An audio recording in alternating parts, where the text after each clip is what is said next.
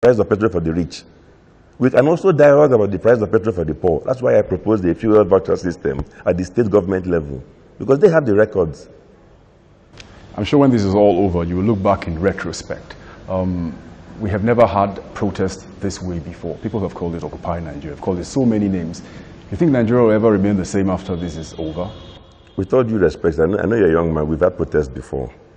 We've had protests in June 12th, when the military government at the time, in his wisdom, I would say foolish wisdom, annulled the freest and fairest election at the time, that we've ever had. At that time, we took to the streets. I also took to the streets. We had protests. It ended with some soldier with dark glasses coming to open fire on young boys in Lagos. Many of them died. Some of the people who took part in that decision, they're still around. Now, the point I'm making is that we have seen protests before. But some of us also feel that, you know what, hang on a second. If it takes protests to change this country, so be it. So we are not, and the point I'm making is that I'm not afraid of some turmoil that will make Nigerians and Nigeria decide to do the correct thing. But please, it must be at all tiers of government. It must be in the legislature. It must be in the judiciary. I repeat, judiciary. It must be everywhere. We want good governance everywhere. So let us allow those who have been elected, now they've heard our voices, to tell us what they're going to do, each of them, in the area of good governance. What do you make of the House of Representatives on the eve of the nationwide strike, raising a motion asking the federal government to revert to the old price? I thought the first thing they would do is to mention how they would tighten their own belts. That would have given them massive credibility. I think a failure on their part to understand that this is about belt tightening also and about fighting corruption made them, they lost an opportunity. I thought they would have begun by saying that Nigerians, we on our own part, are also doing the following in belt tightening. I'm sure if the House was to meet again after all this, they'll take a slightly different view. They almost insult our intelligence even when they make a proposition that the thing to do is that you take the price back to 65 for everybody, the rich and the poor. It means that they've not understood what is going on. Nigerians don't want me to get fuel any longer at 65 naira. I've heard that message loud and clear. They are saying only the poor should get it. Please go and tell that to those in the House of Rep. There's this apocalyptic sort of prediction. Nigeria is going broke. What's your reaction to this? No, I think Nigeria is not broke yet. I said yet because, but if we do some foolish things, we will get broke. That is the issue.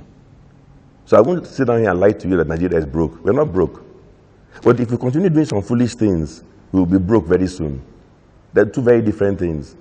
I don't even believe that we will get broke because we're taking this kind of tough action now. Also partly because of the effort on the part of those in charge to eliminate wasteful subsidies. The effort now, or indeed the attention brought on belt tightening by the protests, and so on and so forth. Those are the things that will stop us from getting broke. So we will not get broke by the grace of God. No date is perfect. But January 1, I think, was signified by the government. In the 2012 budget, there was no provision for fuel subsidy. The 2012 budget allocates to defense nearly 1 trillion naira. The president does admit that security is a major issue. The Boko Haram bombings and terrorist strikes across several parts of the country. You have so much money allocated to defense and security, yet you have mayhem in many parts. What's your reaction? Again, I'll tell you categorically. I do not know whether it's 1 trillion or 900 billion was devoted for security. But I'll tell you one thing. I'm sorry, I don't have all the details. Let me add also, I should not have all the details. People say things like, oh, that the agencies must infiltrate Boko Haram. How do you infiltrate some place without spending some money? So I don't have the details, but I will tell you what I know.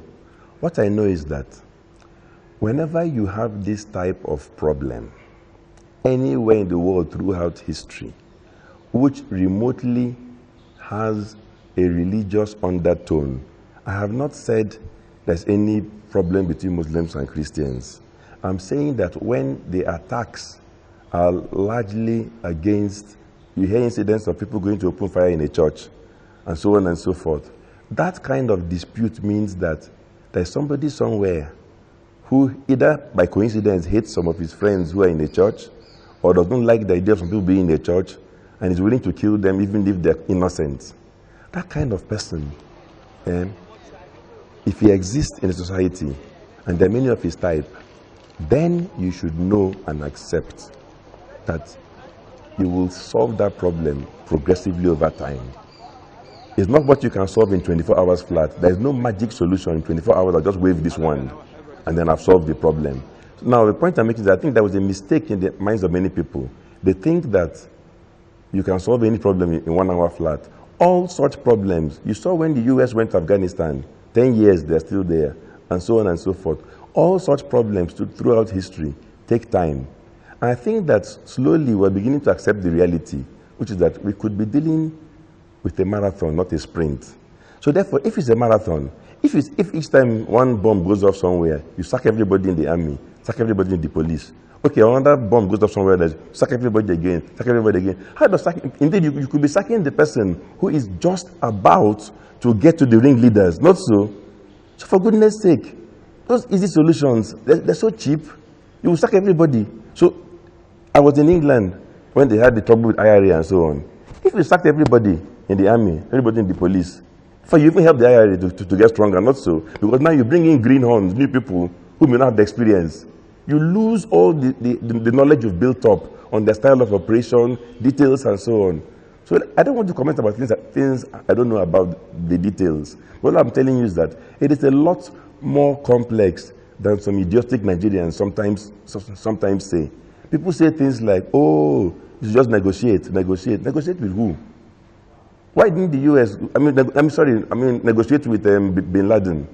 Are you going to negotiate with a man who goes into a church to open fire on Christians? That next time don't kill 40, kill 6. Who will you negotiate with?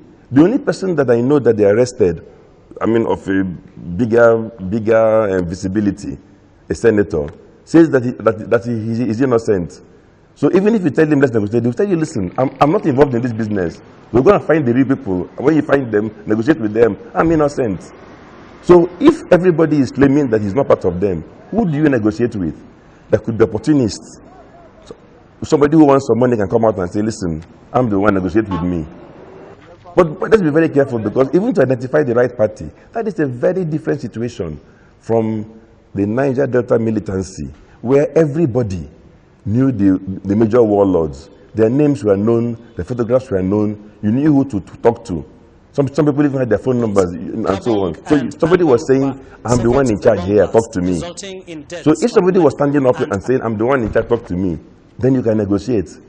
But otherwise, it's a mistake. In any case, negotiating with the wrong party doesn't solve the problem. Please, please, please. It doesn't. We have been talking to Mr. Atedo Peterside, a member of the economic management team, on the removal of subsidy and the protests that have followed thereafter. Thank you very much, sir. Thank you very much. No date is perfect, but January 1, I think, was signified by the government. In the 2012 budget, there was no provision for fuel subsidy.